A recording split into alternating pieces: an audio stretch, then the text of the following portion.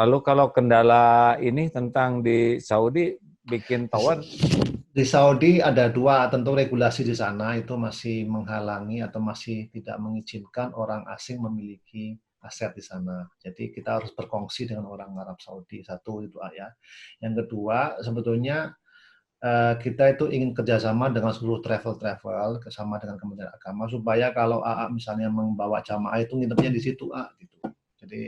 Jadi kita harus ada kerjasama supaya yang nginep itu juga orang Indonesia, yang memanfaat orang Indonesia supaya kita aman gitu. Jadi kalau kita berbisnis kan ada risiko. Kalau nanti hotel kita dibeli nggak ada yang menghuni, kita rugi nanti jamaah haji marah lagi. Jadi harus kerjasama dengan para travel, para Kementerian Agama, bahkan negara-negara lain. Jadi marketingnya memang harus bagus.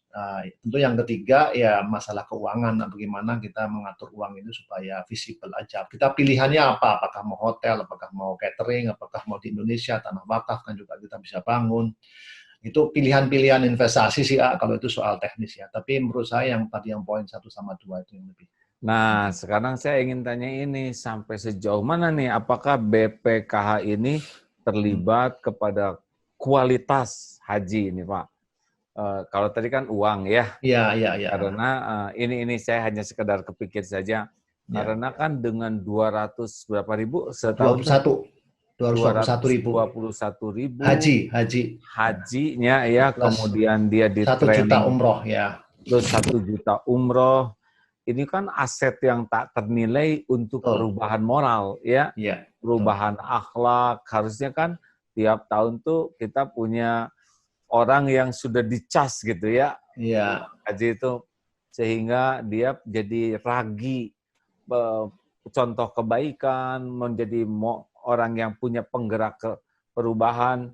Nah, iya. saya nggak tahu siapa nih yang paling bertanggung jawab agar haji ini tidak hanya ritual saja, tetapi juga punya energi perubahan bagi negeri ini. Apa yang terpikir? Bukan tugas kami ya, tetapi itu tugasnya dari Kementerian Agama.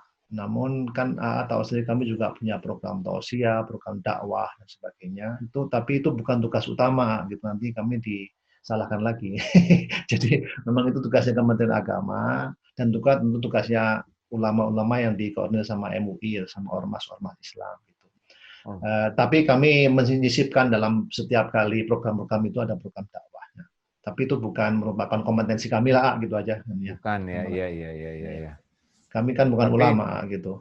iya, tapi mungkin ini ya, Ya, dari hasil tabungan haji, kalaupun ya, ada, sedemikian rupalah sehingga siapapun yang sudah mendaftarkan haji ini, ya, ada sebuah pelayanan peningkatan ya, kualitas ilmu, kualitas iman, misalkan lewat, saya atau cita-cita saya ini rada-rada kegedean. Artinya kan itu dari uang itu dihasilkan dari ya, dana haji, ya. ya, Dari ya. sebagian keuntungannya adalah entah dengan cara apa upgrading Hmm, iman kepada siapa yang sudah daftar, kan uang dia sudah ya. menghasilkan tidak hanya untuk fasilitas di sana, tapi juga untuk sebelum berangkat tuh bisa meningkat iman. Wah, kayaknya keren itu. Ya, ya, memang kami kan menyediakan dana. Di Kementerian Agama kan ada program-program manasik. Nah, sekarang Hmm. sebetulnya dengan COVID ini, teman-teman di Kementerian Agama itu sudah membuat manasik secara online gitu. Kalau sekarang kalau akan tahu pakai buku hijau itu udah susah kan, Dan jarang buku hijau. dibaca lagi. Buku hijau. Jadi sekarang ini baru dengan COVID ini sebetulnya teman-teman Kementerian Agama sudah membuat suatu program-program yang lebih modern gitu. Itu sebetulnya sih bagus. Nah, kami menyediakan dananya aja sebetulnya sih. Iya, maksud saya seperti itu.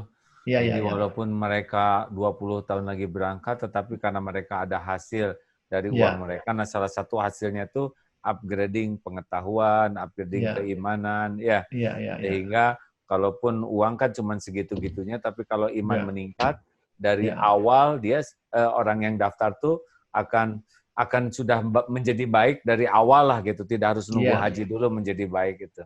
betul lah. Ya, ini sekedar mungkin dibuatkan acara TV atau apa gitu Iya, ya, pelayanan kepada iya. semua haji yang sudah mendaftar. Inilah pelayanan dari BPKH mungkin gitu ya. Walaupun bukan Ya, tugasnya ya.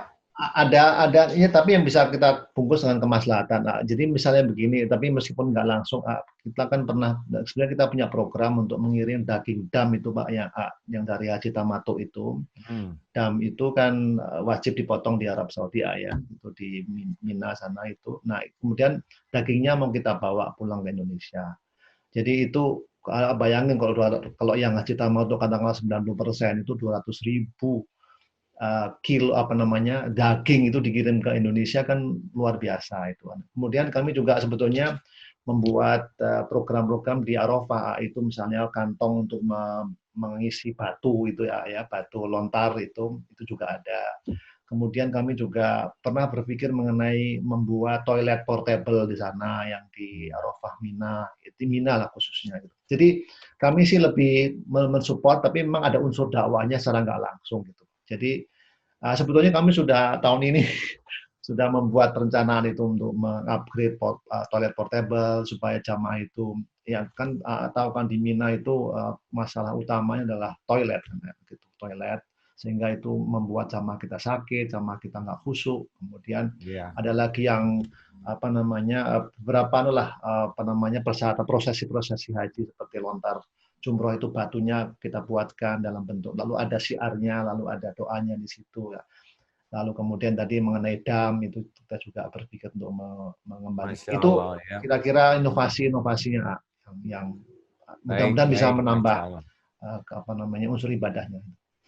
Alhamdulillah. Lalu harapan dari Pak Anggito ini terhadap masyarakat? Ya, pertama kami menyambut baik saran AA supaya kita lebih cepat ya dalam menyebarkan informasi, dan ini mohon maaf ini kesalahan kami akui bahwa kami tidak cukup memberikan informasi yang cepat dan akurat sehingga muncullah berbagai spekulasi. Ini yang kami catat pertama. Jadi tolong kalau ada hal ini tabayun lah gitu ya, mengkonfirmasi. Kami punya website, kami punya Instagram, kami punya Twitter, silahkan lah. Jadi mohon tidak menyebarkan informasi yang mungkin diragukan gitu. Jadi tentu yang ketiga ya, kami ini kan diberi amanah, kami kan melakukan diseleksi, dan di seleksi kan ada dua, seleksi akidah dan seleksi kelakuan. Jadi tunggu dulu, jadi diseleksi sebelum jadi BPKH itu ada seleksi, yang menyeleksinya siapa nih Pak? Ada panitia seleksi seleksi yang independen gitu dari pemerintah lah gitu. Kemudian terbuka gitu ini ya. Terbuka. Jadi mohon kami diberi kepercayaan lah. Kepercayaan, dan kami tentu kami selalu konsultasi dengan MUI, dengan para ulama dan sebagainya untuk memastikan bahwa kami ini menjalankannya dengan prinsip syariah. Nah, itu 3 hal itu yang mungkin mohon dibantu untuk disebarluaskan, dan kami tentu akan tetap menjalankan sesuai dengan amanah kami sendiri. Dan mudah-mudahan diberikan kemampuan untuk mengelola amanah ini sebaik-baiknya, sehingga bermanfaat banyak bagi para jamaah haji, dan yang lebih utama lagi bisa jadi bekal pulangan ke akhirat nanti. Amin, amin ya rabbal alamin. Selamat bertugas Pak Anggito. Terima kasih, sama-sama banyak atas kesungguhannya. Ya. Terima kasih pemirsa iNews dan semua yang menyimak. Kita akhiri dengan doa akhir majlis. Subhanakallahumma bihamdik, asyhadu alla ilaha illa anta, astaghfiruka wa atubu ilaik. Assalamualaikum warahmatullahi wabarakatuh. Waalaikumsalam warahmatullahi wabarakatuh.